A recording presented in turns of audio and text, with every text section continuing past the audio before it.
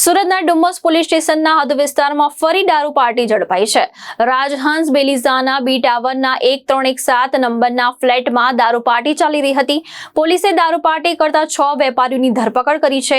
14 દારૂની bottle, 8 mobile અને એક કાર સહિતનો મુદ્દામાલ જપ્ત કર્યો છે। દારૂ પાર્ટી કરતા ઝડપાયેલા વેપારીઓમાં અનુપમ પાપડિયા, ગોપાલ રાઠી, ધીરજ પાપડિયા, આનંદ પાપડિયા, મુદ્દસર માકડા અને ગગન ચાડકનો સમાવેશ થાય છે।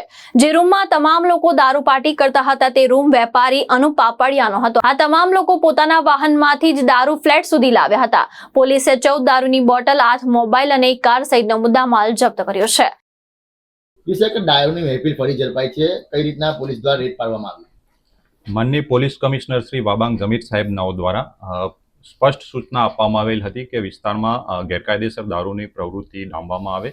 જે અનુસંધાને ગઈકાલે રાત્રે ડુમસ પોલીસ પેટ્રોલિંગમાં હતી। એ દરમિયાન અમને બાતમી મળેલ હતી કે કેટલાક ઇસમો બેલીઝા નામની બિલ્ડિંગમાં દારૂની મહેફિલ માણી રહેલ છે। જે આધારે ટીમ સાથે રેડ કરતા કેટલાક ઇસમો એક ફ્લેટમાં દારૂ પીતા પકડાઈ ગયેલ હોય। કુલ 6 જેટલા ઇસમો દારૂ પીતા પકડાઈ ગયેલ છે અને એમાં 14 જેટલી ઇંગ્લિશ દારૂની બોટલો મળી આવેલ છે।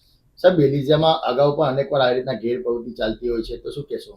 આ સતત પોલીસ ચેકિંગ કરી રહેલ છે અને એના પરિણામ સ્વરૂપે જ ગઈકાલે રાત્રે ચેકિંગ દરમિયાન જે દારૂ પ્રોહિબિશનનો કેસ કરવામાં આવ્યો। દારૂ ક્યાંથી આવ્યો તેને લઈને કઈ રીતે કામ?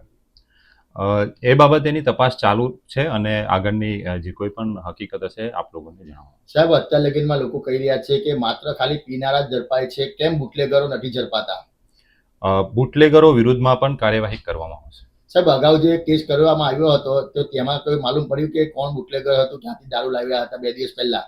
નહીં, આરોપીઓ જે પકડાયેલા છે એ ગોળ ગોળ જવાબ આપી રહેલ છે કે આ દારૂ ક્યાંથી લાવેલ હતા, પણ અમે સ્ટ્રિક્ટ આમાં એક્શન લઈ અને જ્યાંથી પણ આ દારૂ આવેલ છે એ બાબતે અમે કાર્યવાહી કરી। સાહેબ, જે બાપુજીની વાડીમાં જે દારૂ પકડાયો હતો એમાં કોઈ બુટલેગર મહિલા છે ખરા? ના, હજુ સુધી તપાસમાં એ બાબતે કોઈ હકીકત મળી નથી, પણ અમે સતત એના પ્રયત્નશીલ છીએ કે એ બાબતે કોઈ અમને લિંક મળે। ભાવેશ ઉપાધ્યાય, દ્રષ્ટિકોણ ન્યૂઝ, સુરત।